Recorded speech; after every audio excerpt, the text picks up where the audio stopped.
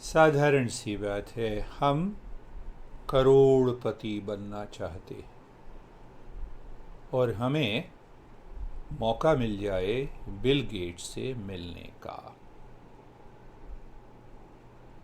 तो मन के अंदर कैसा भाव उत्पन्न होगा? उदारता का, एकाग्रता का। मन पूरी तरह से अंदर से बिल गेट्स के ऊपर ध्यान देगा।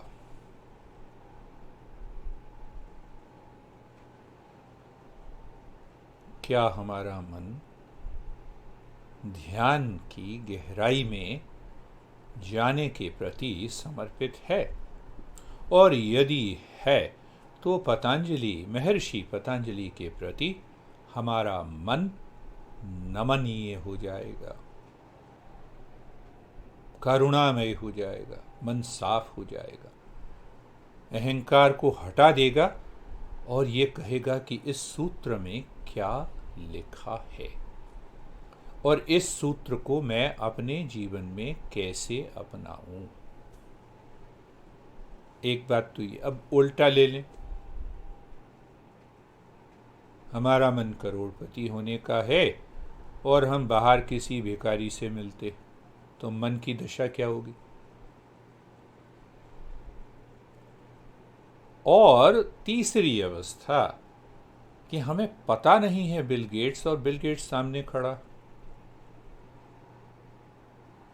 तो भी हमारा मन जो है वो नम्रता के साथ, उदारता के साथ उस भाव में नहीं आएगा। तो हमारे गुरु सबसे पहले सिखाते हैं कि ये भाव हो, नमनीयता का भाव हो, नमन का भाव हो पतंजलि के प्रति। तो जब हम व्यास के भाष्य को पढ़ते हैं और समझते हैं, तब हमें पता लगता है कि पतंजलि कितने बड़े ऋषि थे और उन्होंने इस 195 सूत्रों में योग ध्यान की परंपरा की सारी रूपरेखा, विधि विधान सब कुछ रख दिया। पतंजलि के विषय में कहते हैं, योगेन चित्तस्य पदेन वाचाम मलम शरीरस्य च वैद्यकेन योपकरोतं प्रवरं मुनीनां पतंजलि प्रांजलिनाथोस्मि। अब ये किस महाशय ने लिखा? राजा भोज, खुद राजा थे, उन्होंने साधना की। तो राजा भोज लिखते हैं कि पतंजलि महाशय ने, महर्षि पतंजलि ने शरीर के मल को दूर करने के लिए क्या किया? योगेन चित्तस्य पदेन वाचाम मलम शरीरम। आयुर्वेद की के ज्ञान की आधारशिला रखी। मन के मैल को दूर करने के लिए योग सूत्र और शब्दों के उच्चारण में अशुद्धि को दूर करने के लिए व्याकरण की रचना की।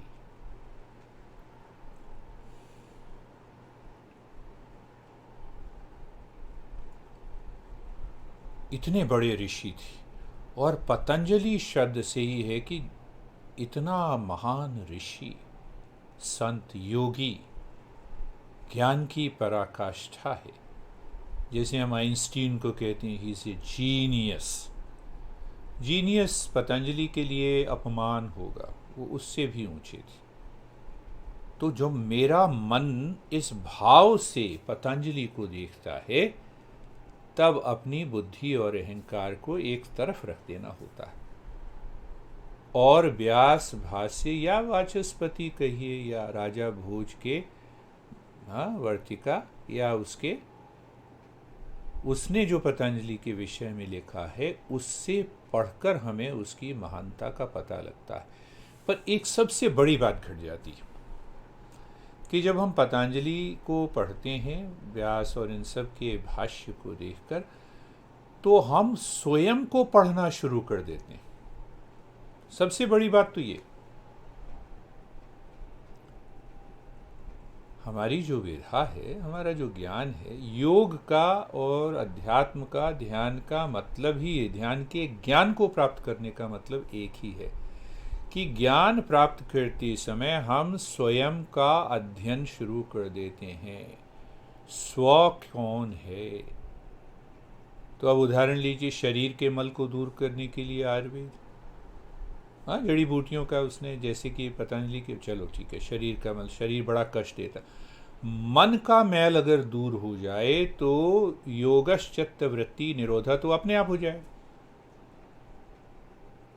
तो वहां पर क्या कहा कि योग की सारी जो साधनाएं हैं, मन को पूर्णतः चारों तरफ से शुद्ध कर देना है, ये बहिरंग योग हो गया।